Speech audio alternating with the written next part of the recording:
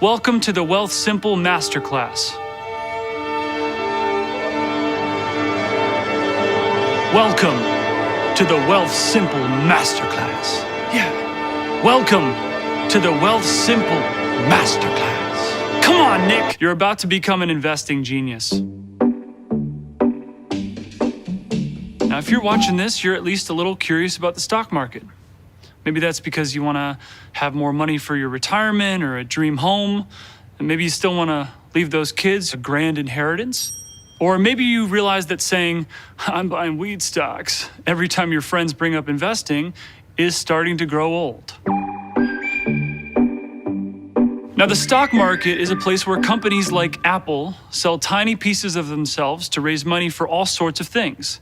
Inventing new products, building new factories, expanding to new countries, or hiring more people. And anyone, you, me, can buy those pieces. So when a company in the stock market makes money, everyone who owns a piece of that company profits too.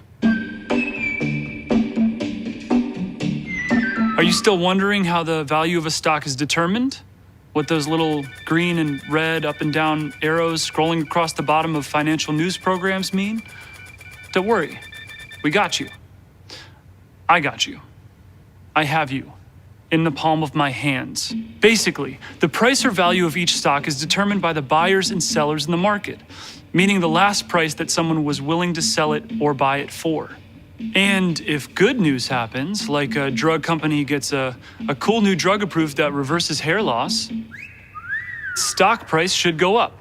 If bad news happens, like the company's CEO and founder gets arrested for embezzlement, the price of the stock will likely go down. Obviously, it has its ups and its downs. But if you look at its progress over the last 130 years, you'll see the stock market has pretty much always grown up and to the right. There, whichever way right is for you, which has resulted in more cool technology, more new jobs, more life-saving medicine, and, more of all the important stuff like Tickle Me Elmos and fidget spinners, Real Housewives shows, and everything else we enjoy. All told, we like to think of the stock market as a reflection of human progress, which means if you think humans will keep inventing, keep making, keep selling, and keep buying things, then the stock market might be a good thing for you to invest in. Come on, stay with it. This is your masterclass, man. Stay with it.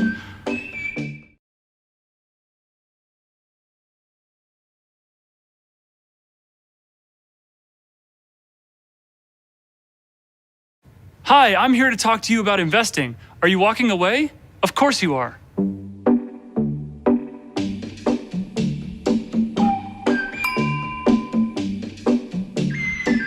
This series teaches you smart investing. But what should you invest in, and how, and when? Well, the ins and outs can look really complicated, but the whole thing's actually pretty simple.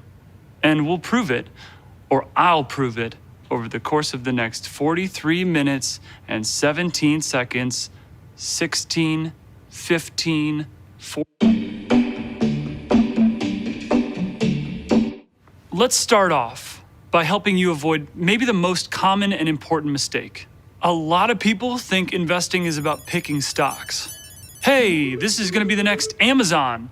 Yo, my rich uncle says this is the next hot stock. We should buy it too. Yeah, a lot of people invest that way. It's called active investing.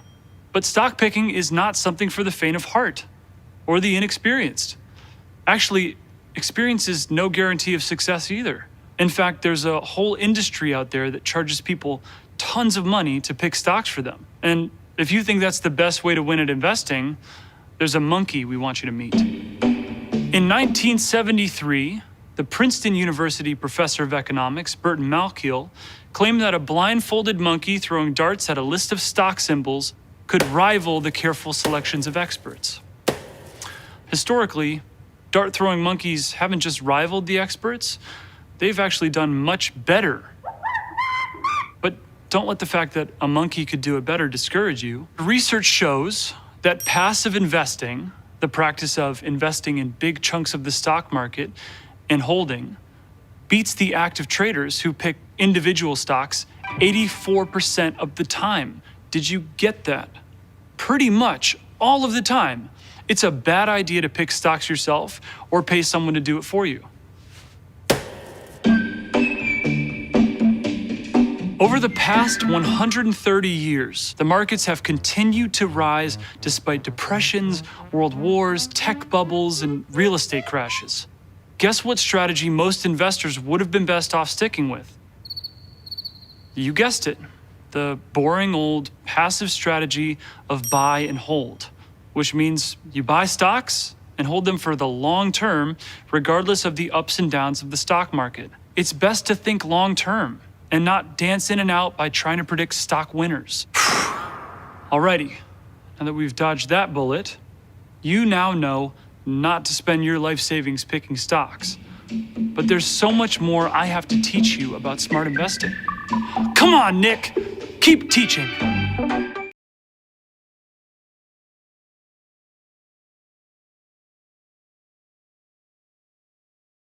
What's up? Good to see you again.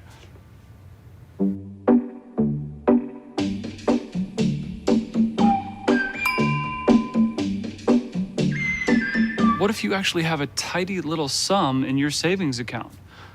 Should you keep it there or take it out and invest it? But that's risky, right? Well, it depends on your timeline. If you're gonna need your money soon, let's say for buying a house in the next year or two or your emergency fund, then yes, stash that cash in a good savings account.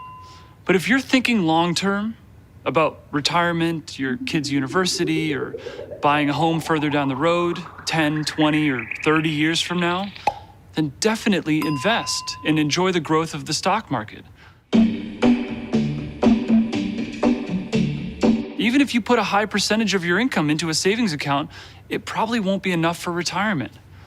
Unless you're billionaire Richard Branson or something, in which case, hello, Richard Branson, thanks for stopping by. Not great. But for the rest of us, investing some of our income is key. That's because the best savings accounts only earn around 2% interest, whereas the stock market, on average, has earned about 5% over savings accounts per year. You'll never get those kinds of returns stranding your money at the bank. Okay, so bingo playing, tracksuit wearing, gray hair flipping future you is on board. What about right now you? Does investing mean eating out is canceled, vacations and shopping too? You're living like a monk now? Unless you want to work until the day you die, it's important to invest even a small amount as early as possible for retirement. But I'm a millennial who graduated with a mountain of student loan debt, and even breathing the latte smells wafting from the next brunch table over is expensive. There's no way I can save 10% of my income for retirement. We hear you.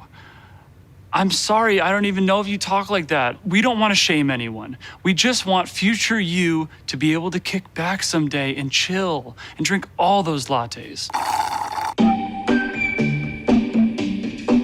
Start with a small percentage of your income and gradually increase the percentage over time. Even if you begin with just 1% of your income and grow it over time, you will end up in a much better place than doing nothing at all. None of that sounds too painful, does it? Surely not when you're becoming a bigger financial genius with every episode.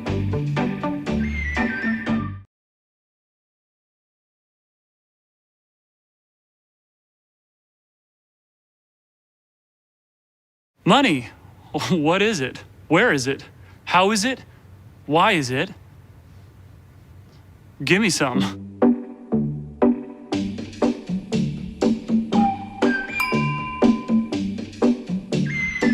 This might be the most important episode in the course. You don't have to read a bunch of books to become a smart investor, but you do have to understand a few basic principles. Okay, here we go. The 5 simple rules. Start investing early, today, right now, even if it's just $1. There will never be a better time. Here's why. Compound interest. There's an urban legend that Einstein once called it the most powerful force in the universe, the 8th wonder in the world, mankind's greatest discovery. Did he really say that? Who knows? Let me explain why compound interest is the single most important concept you'll ever learn. Remember those little snowballs you used to make as a kid? Or maybe you grew up in Hawaii and never saw snow until you were 47, so maybe it's like little balls of volcanic ash. But stick with me here. Imagine you start with a small snowball, or ash ball, and then roll it downhill. Inch by inch, that small ball of snow would pick up more and more and more snow, growing until it becomes a huge snowball. That's exactly how compound interest works. It builds on itself. Or another way of saying it is that you get interest on the interest you get paid. And then you get paid some more interest on that interest. And pretty soon, the interest you've earned is way bigger than the money you put in there in the first place. Just like your giant snow ash boulder is way bigger than the little snowball you started out with. This is a really important concept, so let's leave the snow behind and look at it another way. Imagine we have two brothers, one's 30 and one's 40 years old. They each start putting away $5,000 a year until the time they retire at 65. So at retirement age, the 30-year-old has invested $175,000 and the 40-year-old $125,000. So $50,000 difference. It's a good amount, but it's nothing crazy. Now, how much does that $50K difference turn into over time due to compound interest? Close to $500,000. That's a life-changing amount of wealth to lose out on for only missing 10 years of investing. Think about it. That's the kind of money you leave on the table if you don't start investing early. But if you're like the older brother who didn't start investing early, don't panic. Remember to just control what you can and start today. You remember that story we told you about the monkey who outperformed all those professional stock pickers? Well, if you're wondering if anything's changed since 15 minutes or 46 years ago, it hasn't. Recently, the same experiment was run, only this time they swapped out the monkey for a lovable cat named Orlando, and the newspaper was The Guardian. We had to throw in a cat thing here. This is the internet after all. So, again, an animal, not a human being, randomly picking stocks, and over the course of a year, Orlando's stocks had a better return than ones picked by top stock pickers at top investment firms. The moral is, don't bet your retirement on picking stocks. Don't pay an expert to pick stocks for you. Instead, invest across the stock market as a whole. So how do you invest in the entire stock market? Buy one of every single stock? Luckily, there's a much easier, cheaper, and more effective way. Index funds, also known as ETFs. And these are exchange-traded funds, and they track the entire stock market for you at extremely low prices. Which brings us to our next rule. Wake up! Usually in life, the more you pay for something, your house, your car, your clothes, your vacation, the better it is. The opposite is true when it comes to investing. Paying a financial advisor 2% a year in fees may not seem like much now, but over the course of a lifetime, it could add up to hundreds of thousands of dollars. It's kind of like the compound interest we talked about before, but here it works against you, meaning all those fees can really snowball out of control. Let's look at two people who invest $1,000 a month for 30 years. The first pays 1.5% in fees, the next pays just 0.5%. A 1% difference might not sound like a lot, but it could translate to costing you around $300,000. Congratulations, you just bought your expensive advisor a Ferrari. Investing in stocks and bonds comes with risk, which is partly why it can be really lucrative. You've probably heard that it's good to have a diversified portfolio. That's really just another way of saying don't put all your eggs in one basket. I mean, what would have happened if you'd invested 100% of your money in Blockbuster? RIP. Smart investors find ways to manage the risk. One important tool they use is diversification. If you spread your investments or eggs across lots of different industries, green energy, pharmaceuticals, industrial tech, in lots of different countries, you can protect yourself against the ups and downs of any one part of your portfolio. Here's a good way to think of it. This chart shows 6 different common indexes: US stocks, emerging markets, Canadian stocks, bonds, real estate, and international stocks, and how they performed each year.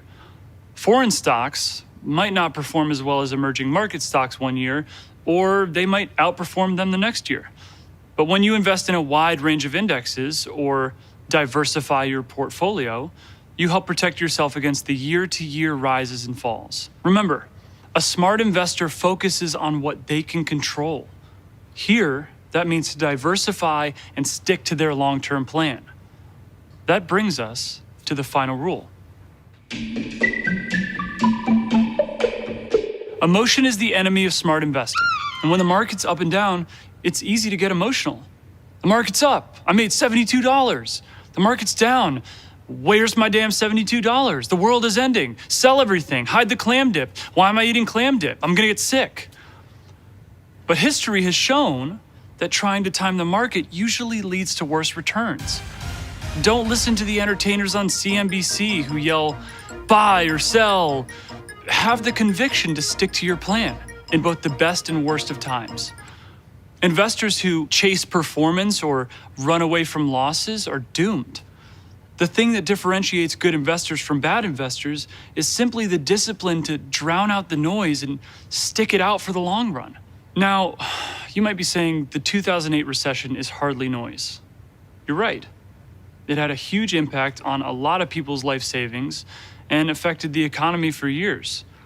But the people who panicked when the market hit bottom in 2008 and pulled out their retirement accounts to cut their losses missed out on the next 10 years, which has produced some of the greatest returns in the history of the stock market. Point is, you can never know when a recession might hit. But smart investors stick to their plans and think long-term no matter what. And after learning these 5 simple rules, that's what you are, a smart investor.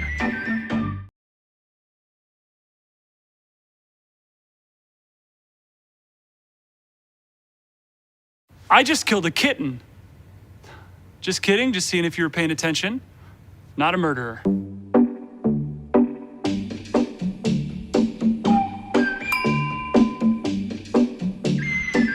We know exactly where you are. Not in a shady, we're spying on you through your webcam kind of way. Just that after learning some of the basics, we know you're ready to start investing and see those returns, which is exactly how you should be thinking at this point. But first, you need a financial fitness check. We like to think of it as a super classy champagne waterfall, like the kind you might find at the birthday of a reality TV star. Only instead of carbonated grape juice, it's your money that's flowing. And if you set up the glasses in the right way, it will set you on the path to being extremely smart and financially sound.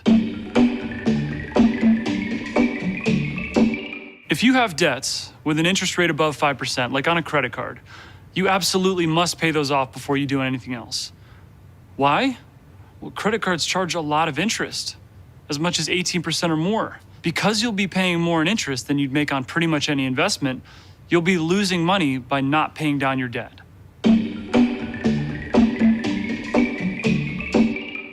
We should all be ready in case something unexpected happens. An illness, a layoff, a terrible decision to buy the world's most expensive dinosaur bones from Nicolas Cage. Otherwise, you're gonna have to go into debt to support yourself before you're back on your feet, and then you'll have to start the waterfall all over again.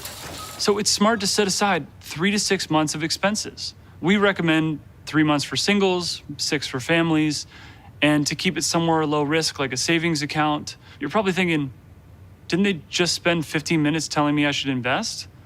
But think of this as a safety net for your financial future. Congratulations! You're now high interest, debt-free, and you have your emergency fund. Now let's get you some free money. Because that's what an employer match is. If your company gives you extra money when you contribute to your retirement account, called matching, and you're not taking advantage, you're essentially turning down part of your salary. Don't do that. Get that money. The government. They want us to save for retirement because then, when we get old, We won't become expensive problems for them and society. And the big incentive they offer to do that is these tax-advantaged retirement accounts. Money in these accounts, sometimes called a TFSA, a tax-free savings account, or RRSP, they all grow tax-free. Now the champagne's really flowing. You got 4 glasses full. There's no more high-interest debt holding you back. You and your family are secured with an emergency fund in place. Free money from your boss is coming in. Tax-free accounts are up and running. The next best thing to do with extra cash may be to pay down other debts, even those with an interest rate of less than 5%, like mortgages, student loans, car loans. Why? Well, these low-interest debts still have some interest, which means they could be eating into any financial gains you make through saving and investing. Now let us pop some bottles, because if you've made it to glass 6, you definitely deserve a toast. Seriously, making the most of employer and government retirement programs and paying off all your debt, it's a huge achievement to celebrate. But even better than a chorus of Mazel Tovs, it's that it's time to make some decisions. So one option you have is to invest in a personal account, an investment account that gets taxed. You could also choose to max out your retirement accounts. Another option is to consider putting money toward larger savings goals, whether it be a new car, house, or graduate school for your 9 children. Maybe that's too many children, in which case you should really have RESP accounts. Remember, if you have money that you intend to spend on a big purchase, house, wedding, college, within the next few years, it should go in a savings account. Any investment folks who guarantee you gains in the short term are people to be suspicious of. But you know that. After 6 full glasses of financial health, you're expert level now. Chin chin.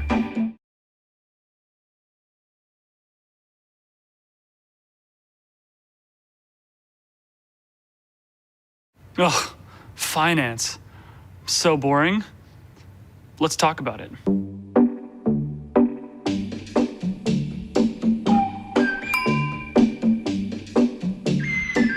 Let's pretend you have a good side of your brain and a bad side of your brain that are making financial decisions for you. The old angel and devil on your shoulder. Now imagine a robot comes along and puts the devil in a headlock so he can't influence you anymore. This heroic robot is what we call automation. Look, we like technology. We think it's an important tool for making fancy financial services available to everyone. It's kind of why we exist. But no matter where you keep your money, here are some great ways to make your financial life not only simpler, but better. Chances are your paycheck is directly deposited into your checking account. If it's not, and your company offers that option, you should go ahead and do that before you do anything else. But you don't want your whole paycheck going directly into your checking account. Set it up so that a percentage goes into your company retirement account first. Now, as soon as your paycheck electronically hits your checking account, there are 2 accounts you want it to automatically fund: your savings account and your investing account. You can do this using your checking account to make automatic recurring transfers into each one. This will make sure the right amount comes out of your checking account and into your savings and investing accounts like clockwork before you even have the chance to spend it on that fancy pair of new shoes. Make your credit card the default payment method for bills that you know will be the same amount every month. Gym, insurance, mobile phone, etc. Yep, that's right. You don't have to pull out a checkbook and lick a stamp, get a paper cut on your tongue. After your paycheck has been directly deposited, your savings and investing accounts have been funded through automatic transfers, and your credit card balance is back to 0, there's another tool to use: bill pay. You want to use this checking account feature for bills that require a check. Your rent, for example. Each month, your bank will automatically cut a check and mail it to your landlord. Then the only thing left for you to do is read the email alert your bank will send. But what happens when you have a little more money than usual? First of all, nice work. Maybe you got a bonus, birthday gift, or just spend a little bit less. It's important to put that money to work for you and not spend it on extra margaritas. For instance, Wealthsimple has a feature called Overflow, which is pretty awesome, by the way. Here's how it works. Say you want to keep a certain amount in your checking account to use it in the short term for rent, groceries, and overpriced movie tickets. That's a great idea.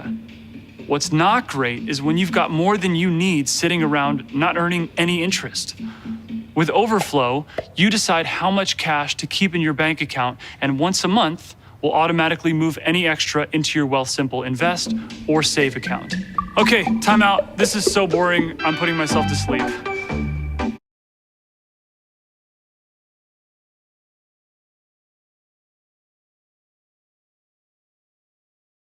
Make a deal with yourself. 5 minutes of this, and you can watch 1 minute of Russian dashboard cams.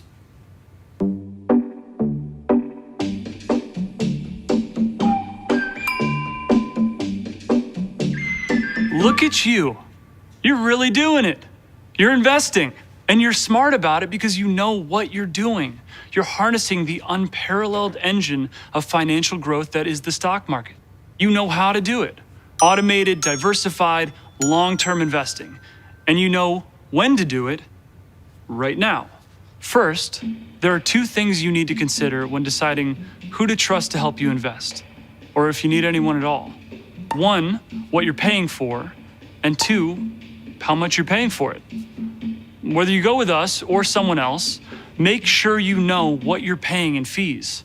Are you already invested and you're not sure what you're paying in fees? Now might be a good moment to press pause and check that out.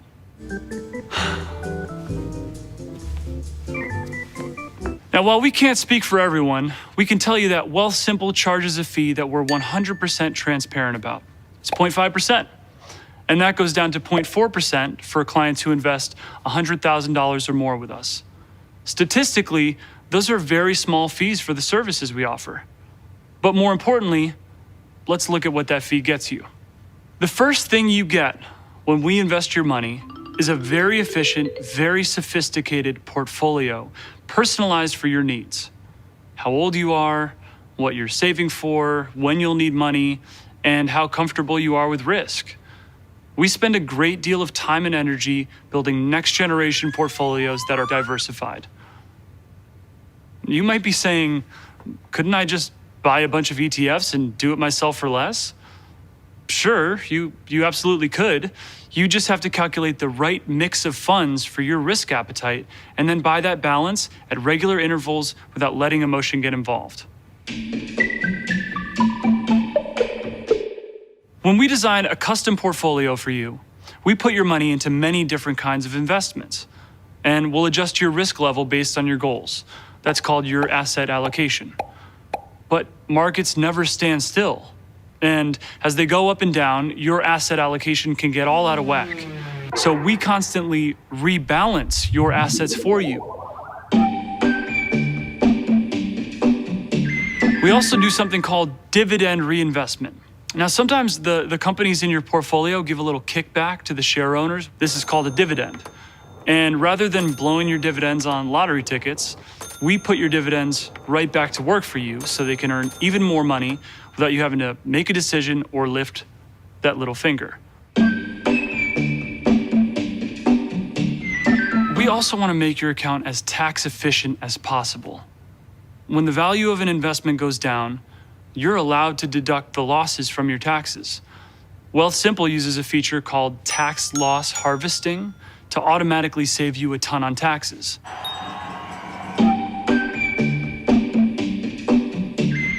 If you want advice on how much to invest or how much risk to take on, that small fee gets you free, unbiased advice from our expert team of portfolio managers.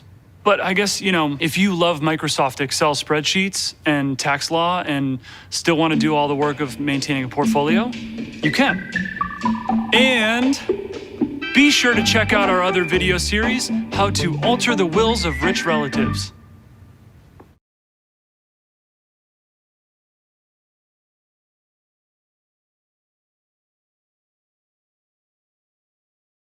Ever wanted to learn about investing? Not really? Well, okay, see ya.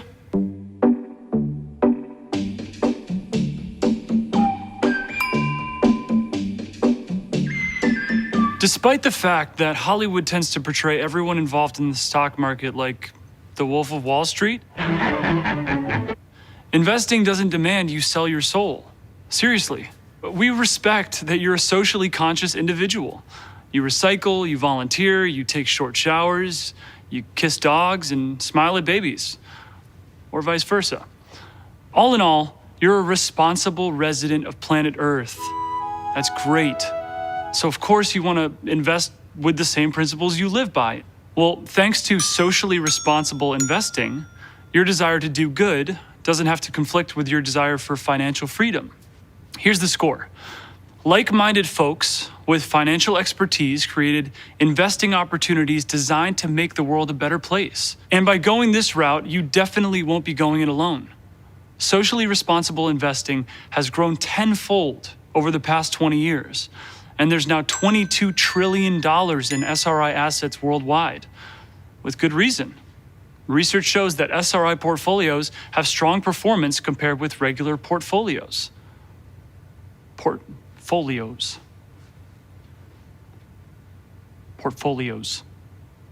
Wealthsimple can build you a custom SRI portfolio in a matter of minutes.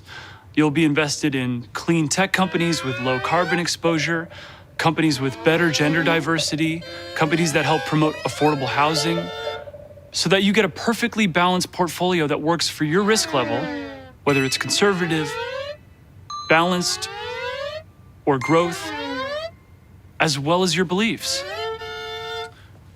Are these cacti making anyone else a little uncomfortable?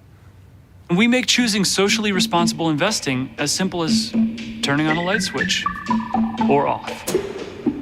Are you still there? Are you watching the new Robin video right now in a different tab?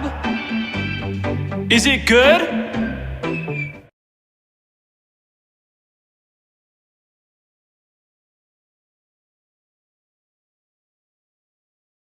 Make your money make money, as Biggie used to say. I don't know if he said that.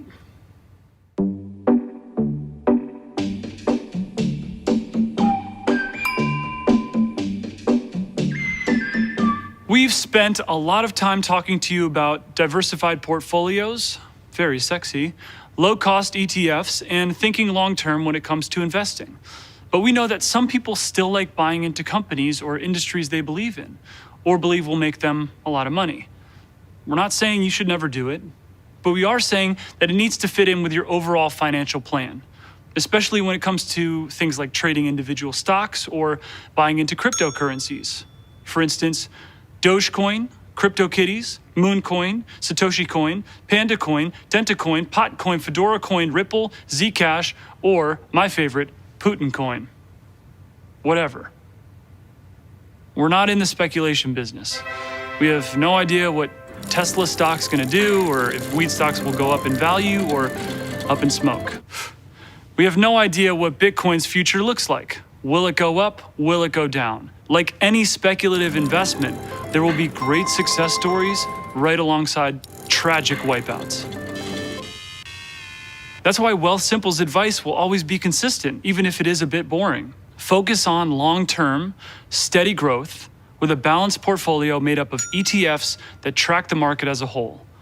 And never gamble with more than 2 to 3% of your entire portfolio in these little individual stocks, bonds, currencies, or commodities that you have a good feeling about. We don't completely lack an adventurous spirit. That's why we created Wealthsimple Trade. Wealthsimple Trade isn't just low cost, it's actually commission free.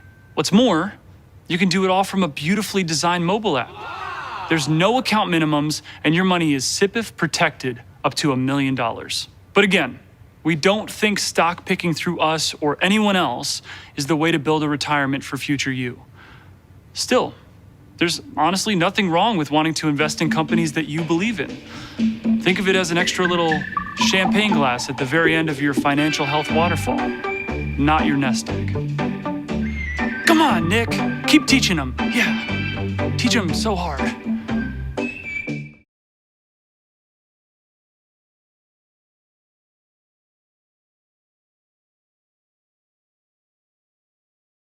Money makes the world go round. Well, that and the sun's gravity. But also money.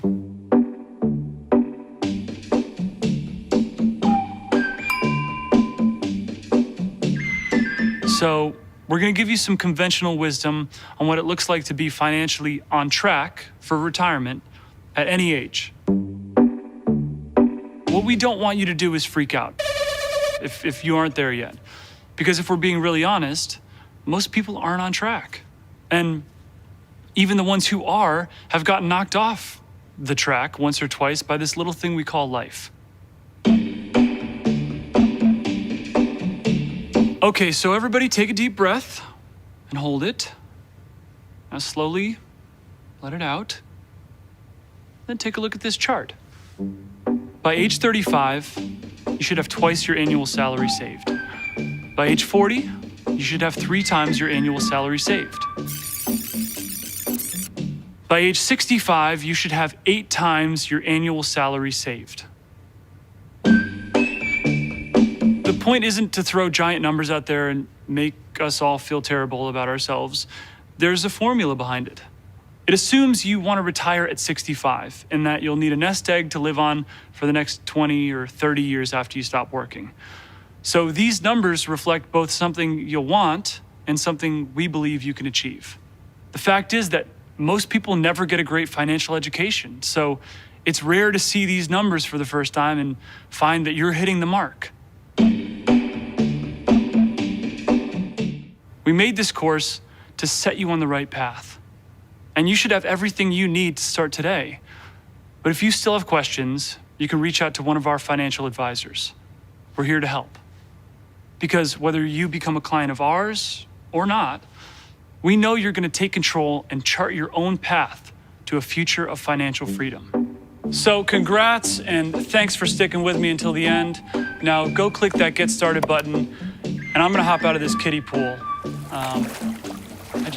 I just sort of need to be in water when I'm talking about finances and stuff. Can I grab a towel? Does anybody have a towel? Wealthsimple. We help make wealth easy.